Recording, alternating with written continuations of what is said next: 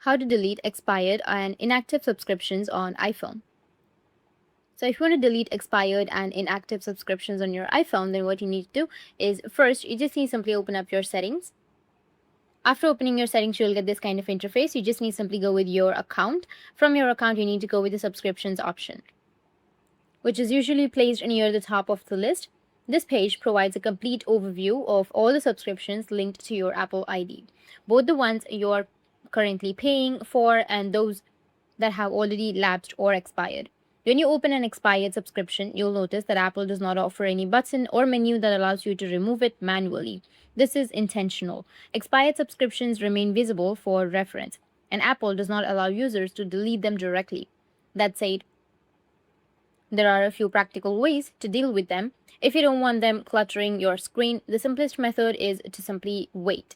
After about 12 months of inactivity, iOS automatically clears expired subscriptions from your list without requiring any action from you.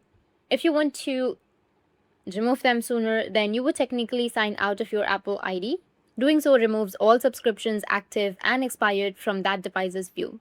However, this approach comes with significant drawbacks. Signing out disables access to services like iCloud, Apple Store purchases, Apple Music, and seamless syncing. Because of these limitations, this method is only suitable in rare situations. Another option is to reduce the visibility of your subscriptions by using screen time. You can go back to your settings and then open up your screen time option and enable it if it isn't already turned on. Then select the app limits. Tap Add Limits to look for the App Store under the Utilities category, or you can just simply click on Search and then search for it.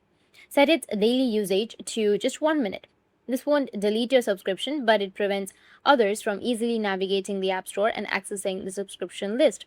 While none of these techniques permanently remove old subscriptions, they can help hide them or limit access until Apple clears them automatically after a year. That's it, and if you have any questions, feel free to comment below. Thanks for watching.